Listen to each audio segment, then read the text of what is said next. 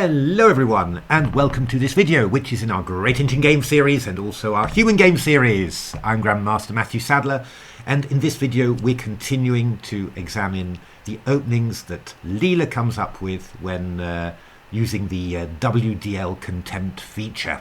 If you want to know more about that feature, do take a look at the first 3 videos and also the blog post I wrote that's referenced in the comments that explains everything about it. But basically, it's Leela's way of looking at the ELO of your prospective opponent and then giving you opening recommendations that suit that scenario. Well, we've tried quite a few openings already: the Semi-Slav and also the Sveshnikov.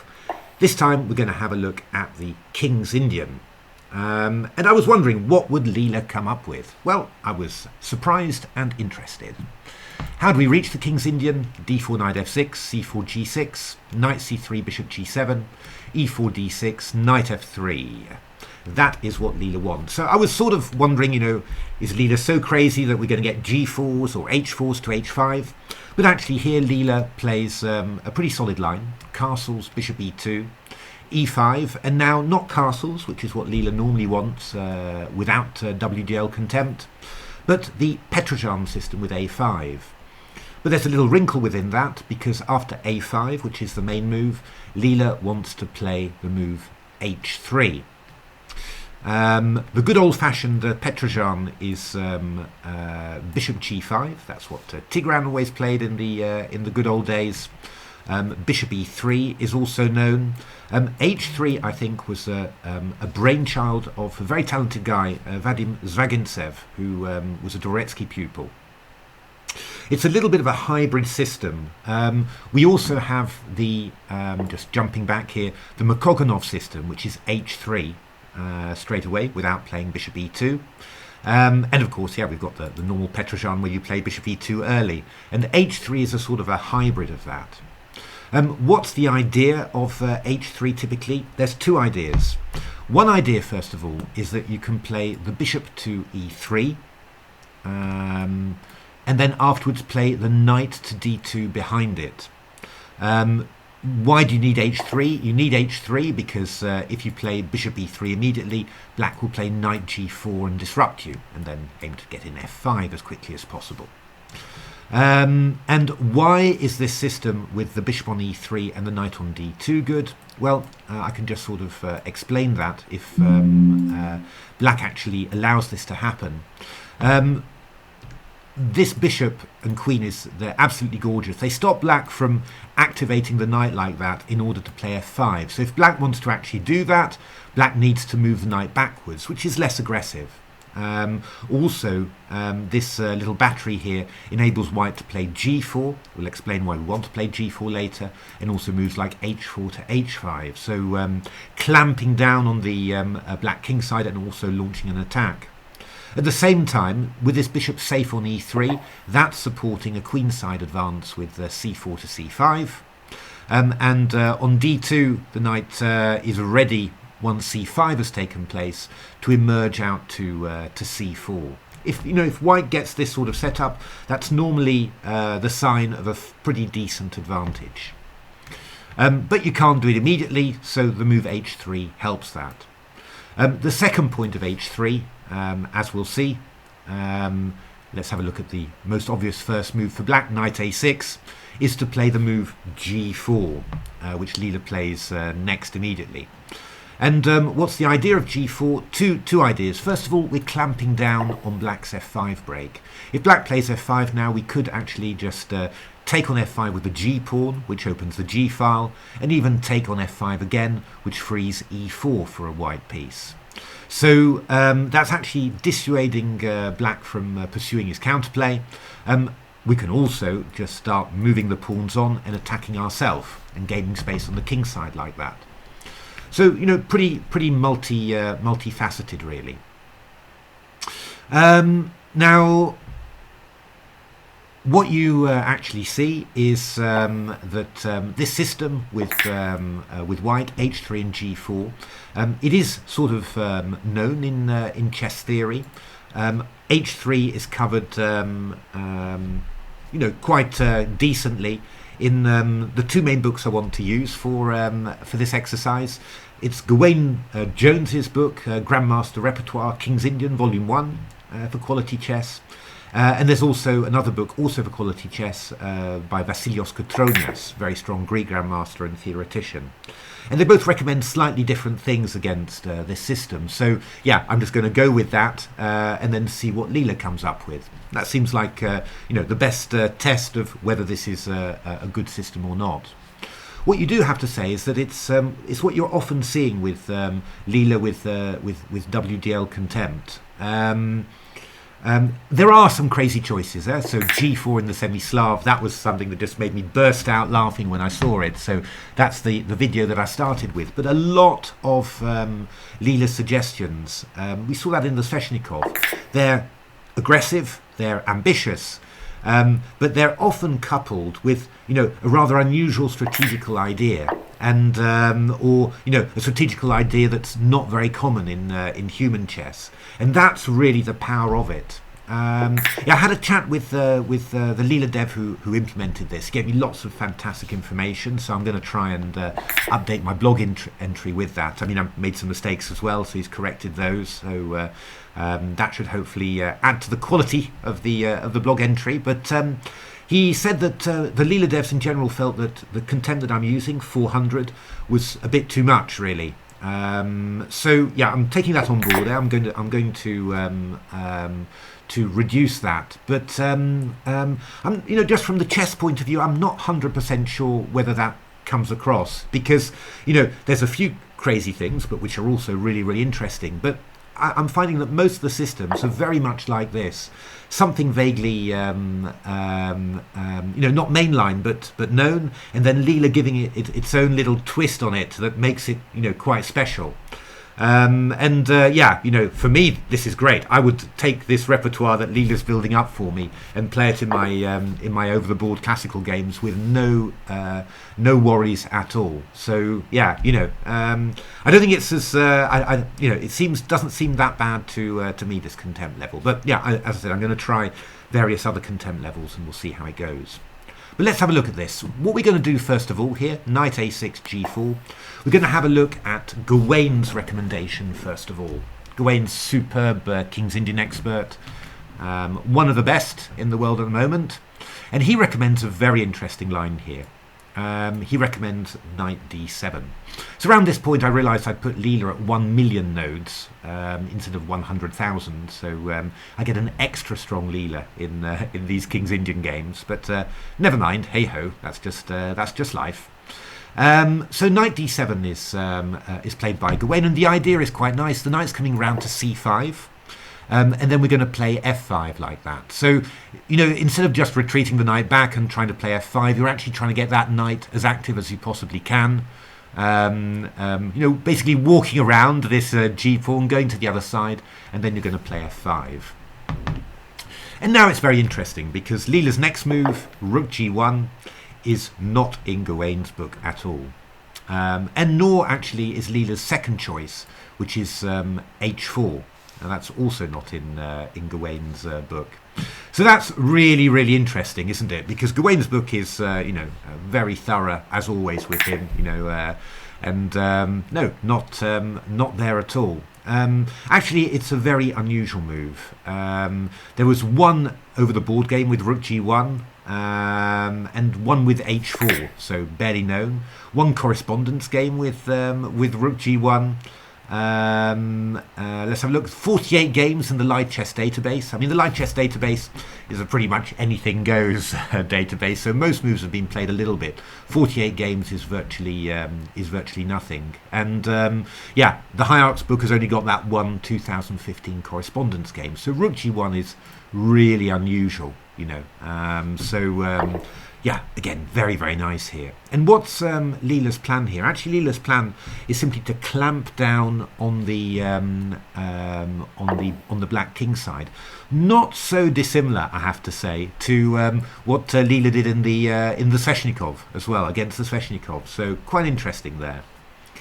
So rook g1, I mean, it's making black a little bit nervous about playing f5. I mean, if you went f5 immediately, I'd just take and go bishop h6, and, well, you're in big trouble already, I can tell you. Rook e7, bishop h5, and we're threatening knight f7 and bishop f7.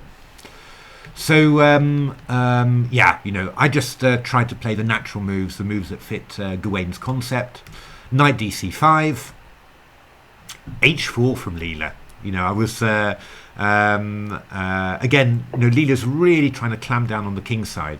So, again, f5, really horrific, not what you want at all. So I play king h8 to get out of this attack, and that means that I can play f5 now. And now Leela's concept is the really nice thing, and this is what makes, you know, this choice of Leela's so special, because you know, it's not you know, there are plenty of other moves you could think of, but this is Leela's main idea. This is the idea. Leela plays g5. What's the point of that? The idea is that if black goes f5, Leela wants to take like this on f6, en passant. Queen f6, and probably something like bishop g5, and I guess bishop e3. This was what was worrying me during the game anyway. Bishop defends f2. I've chased the queen back so I can gain a tempo with knight g5, and, well, who knows, h5 could also come in, could be pretty dangerous. But the idea here is that this f5 move is not able to put any pressure on white's centre. So white's position remains rock solid. And black's kingside counterplay just doesn't get going at all. And of course, by playing f5, by moving the knight away from the kingside, it makes the kingside weak, which makes it vulnerable to h4 to h5. It's a really nice concept. It's not a completely new concept. I mean, I've seen this sort of stuff before in King's Indians, but to do it so consistently and so directly from the opening is quite unusual. You know, so but you know, the point is, you know, in some ways white's wasting a little bit of time here, right? Because you're playing h3, and then you're playing rook g1, and then you're playing h4, and then you're playing g5. So, you know, it feels like you've sort of, yeah, wasted a little bit of time with h3 and then h4. On the other hand, you know, has the development situation really changed in these three moves? Not really, because black spent you know, a couple of moves transferring the knight over to c5. So yeah, it's one of those interesting things. So I didn't want to play the move f5. I thought what I would try and do was just to keep on, was to try and make my queenside situation a bit better, and then try and play f5. So I played the move a4, which wasn't bad at all. And now Leela just plays quite solidly, bishop e3. So, yeah, you know, the queen's, black's getting ready, white's getting ready simply to castle queenside. And then, of course, you know, white's got a ready-made attacker, h5 followed by knight h4. I mean, I was even starting to think about this already, right? Takes knight h4, f5. And actually here the engine's even suggesting a move like bishop f1 to play queen h5 and then g6 or knight g6. Not stupid, not stupid. But Leela just played the move bishop e3, but that thing is always in the air. And yeah, I mean, the correspondence game went a bit weird, to be honest. This was Sirazeev against D Rook, email ICCF 2015, I think, wasn't it? Yeah. And that carried on c6, and now the move rook h1, which was a little bit odd. Bishop g4, king f1. Yeah, I don't know. I'm finding this a little bit strange somehow. But it certainly wasn't what I would ever think of with white either. I think certainly, you know, if Leela's ever going to do anything, this rook's going to come to g3, and the king's going to come round to g2, and leaving the h-file then free for something else to attack. That would be quite a common scenario, I think. What I did was play the move a3 here. Now, funnily enough, it did occur to me during the game, but actually both Stockfish and Dragon, you'll see in the associated PGN, they were looking at b takes a3. It does stop the black knight from getting into b4, but I find it hard to believe, to be honest. But b3 was what Leela played. Leela's a good positional player. And now knight b4. So, I mean, the knight's not super stable on b4, but it's, you know, it's not 100% easy to get rid of either. And I'm aiming for these squares, and I'm hoping that after f5, I'll get some pressure on the f file, maybe be able to combine somehow against the white position. But, you know, I did have the feeling of, you know, I'm going for it, but this might just turn out to be a total disaster. If this doesn't work, then my whole position is going to be wrecked. So I was kind of feeling the pressure. I think that's important to just to say. You know, I was feeling that I was having to make, you know, quite extraordinary efforts, you can say, to get my position moving. And I felt that the way that Leela had set itself up was incredibly solid. So Queen d2. Now I played f5, and Leela played g takes f6, so keeping the structure safe.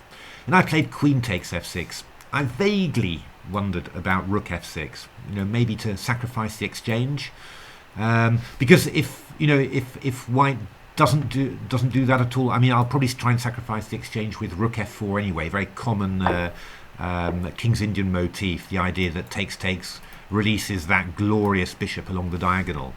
Actually, looking at it at various times, you know, the engines were suggesting sack the exchange with rook takes f6, but it's not an easy move to make necessarily. And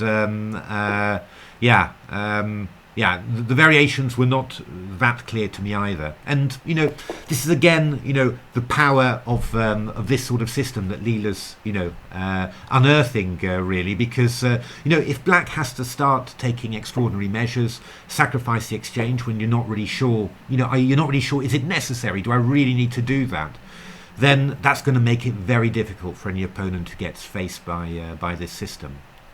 So queen f6, and now Leela playing this lovely consolidating move, rook g3, just protecting the knight against any sort of undermining threats like that.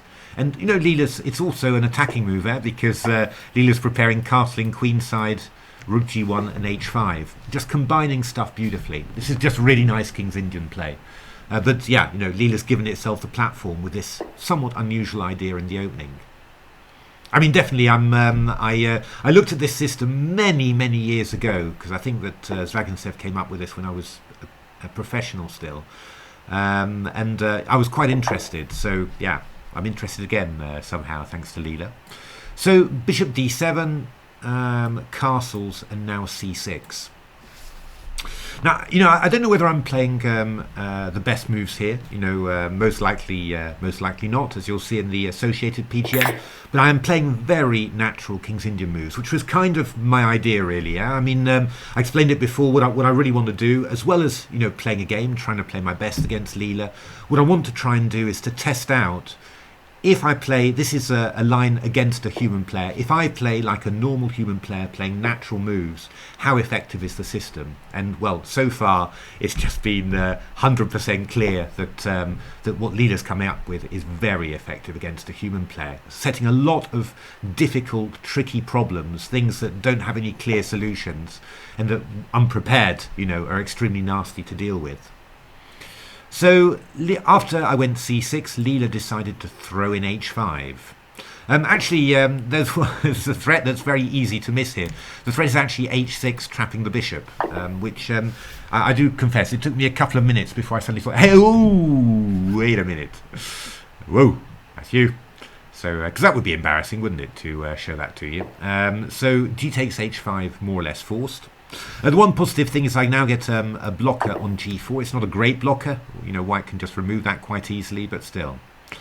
And now rook d g1. Other moves were possible, but this is very powerful just along the g file. I mean, actually, according to the engines, as I saw later, I'm still round about okay. Yeah, a slight advantage for white, but nothing too terrible. But the number of moves I've got to actually hold my position and make it okay are getting smaller and smaller. So that is the problem, and that's what I find a lot with these systems of Leela's. That up to a certain point, I'm sort of doing all right, but then it gets tighter and tighter, and then all of a sudden my position collapses, and you know, it's just these systems have a lot of long-term potential. So I played bishop g4. I mean, rook g8 was another move, but I thought bishop g4 was better. Rook g8 felt very constricted. After bishop g4, I was looking at all sorts of positive action. For example, knight e1 might look quite sensible to cover the d3 square and just remove this bishop. But I was actually looking at playing knight takes b3 there, followed by a2. Haha, cunning, which could be quite nice for white. I mean, I was looking also at knight g5, at knight h2. But Leela just played the move king b1. And it's one of those moves where you suddenly say, yeah, all of these tricks now that I was sort of rejoicing myself on, they've all gone. And I'm still left with this really irritating threat of getting rid of my bishop. I didn't manage to find a good solution to this. I played the move b5, which I thought, to be honest, if there's going to be a move, that's the one I want to play. Because, yeah, frankly, I feel like all of my counterplay has been building up to this move. So let's do it. But it just really turns out that that White's position is unbelievably solid, and White's king is actually a lot safer than Black's. Which I suppose is not too surprising in a way when you consider that you know, this knight has been moved away from the king side. Leela just played knight g5, and well, there's quite a few threats to that. One very simple threat. It's not only about bishop takes g4, it's also just about playing f3, chasing back that bishop, and then we can unleash our g file. So, you know, things are going to go pretty quickly, really. So I tried to overload the bishop, actually. I would play b takes c4. The idea being, well, either you destroy my bishop or you take the pawn and then you're dragged away from there. But I had actually missed a tactic. I mean, I was looking at a bishop takes g4, and probably I was going to take back. I thought if takes here, sort of destroy a lot of my attacking pieces. But I was going to take back, rook g4, c takes b3, takes, knight h7, queen f2. This was what I was looking at, because after you go queen f2, rook f2, I've got quite a few dangerous threats here on the king side. So I was sort of thinking, you know, that's what I'm going to do. What else was there? Oh, there was also some idea you could try rook h1 in some lines. Oh no, I think that queen d2 was fine there. I mean, there was some various things like that. I've got queen h6. But I was also looking at some queen sacrifices with queen f1 check as well. So yeah, you know, I mean, I was just sort of vaguely hoping. But Leela played bishop c4. And I didn't think that this was necessarily disastrous for me, because I thought I had the move h6, but I'd unfortunately missed a tactical resource there. So actually, probably my position is just completely gone now. I mean, it's amazing, right? I mean, it's just, you know, I felt like I was getting in my punch and I was attacking, but it just turned out that Leela was solid all along. So d takes c6 happened, which was a big shock. So the point is that after hg5, rook g4 is happening. I mean, I'd seen this, but I didn't really think of much else that I could do, so might as well allow it. H takes g4 and rook h1, and all of a sudden the decision's not coming along the g file, it's coming along the h file, which is slightly shocking. And yeah, the key point, the key tactical point, which I was gradually coming to grips with, was after bishop h6, bishop takes g5, and after queen f2, bishop takes h6, queen takes d2. It's not bishop takes d2, which might still be okay for black. It's bishop takes f8 check.